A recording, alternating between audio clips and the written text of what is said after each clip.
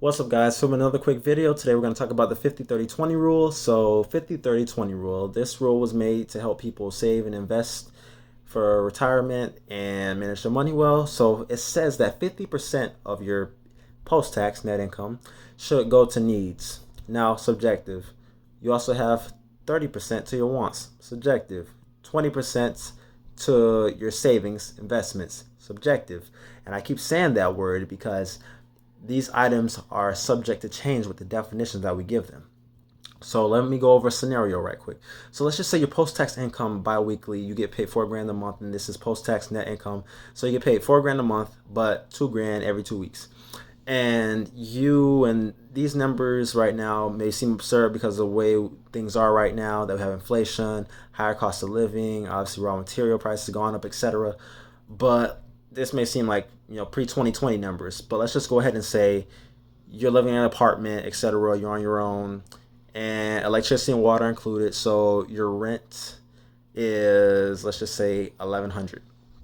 So within the 2,000 you get paid, 1,100 has to go towards your needs of shelter, water, electricity.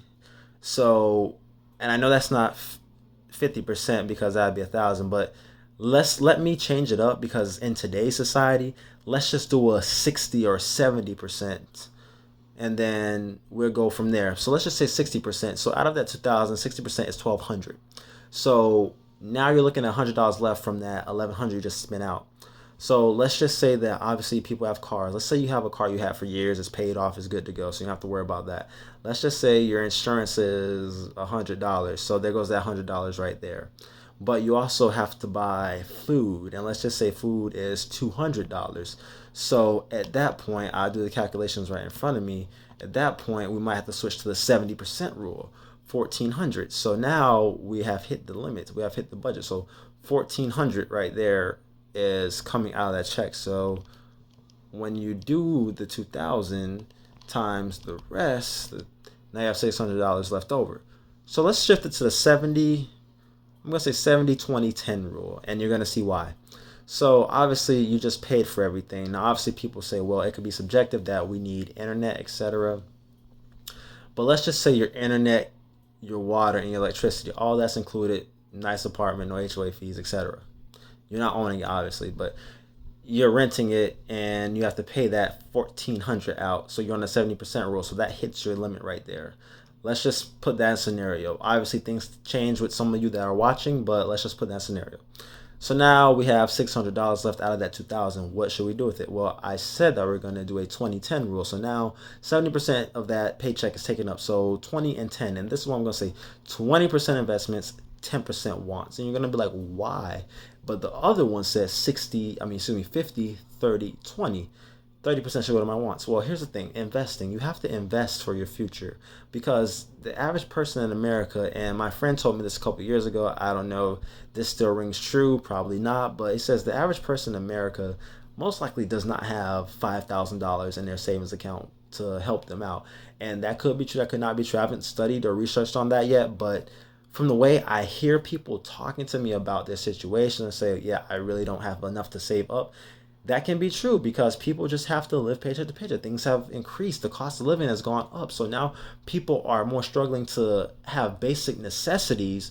And this is a topic for a whole nother day, but people are struggling to have basic necessities rather than be able to have, a comfortable savings to say, well, I got to pay for, a flat tire.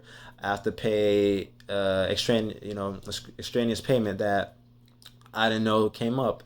I have to pay for emergency items. So let's just say that within that 600 you have left, 20% of that needs to go to investments. So when you got your 2,000 and you have that 20%, $400.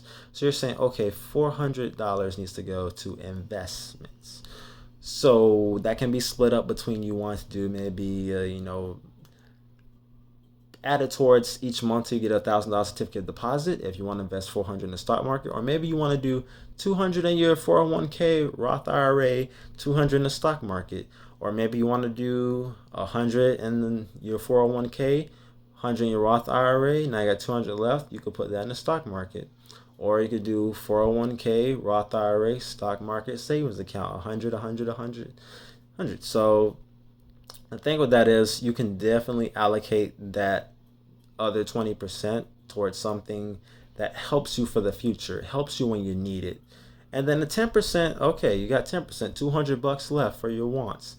I'm pretty sure that if you want to spend on entertainment, it may cost a little bit more than it used to a couple years ago, but it won't be substantial enough to say I need to break the bank or go in my savings and pull it out, because you have to learn how to, behavioral economics, behavioral finance, save yourself from buying and splurging. So once you allocate to the 70-20-10 rule, it'll help you.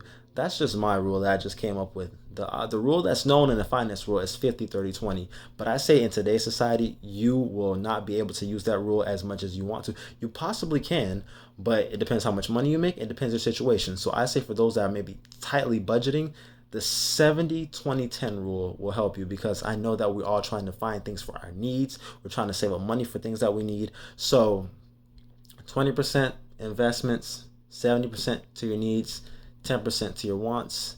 Behavioral finance, check yourself at the door. Look at those money draining habits, cut back on them. And hey, maybe sometimes those wants, you can just turn yourself into a 70-30 rule, or maybe a 60-40 rule.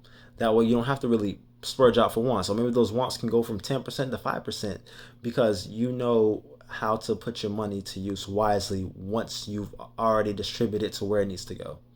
So guys, thank you so much for listening. I know I really didn't touch on the 50-30-20 rule, but I made up the 70-20-10 rule because it seems more realistic for today's society. So thanks for watching. Tune in for the next video.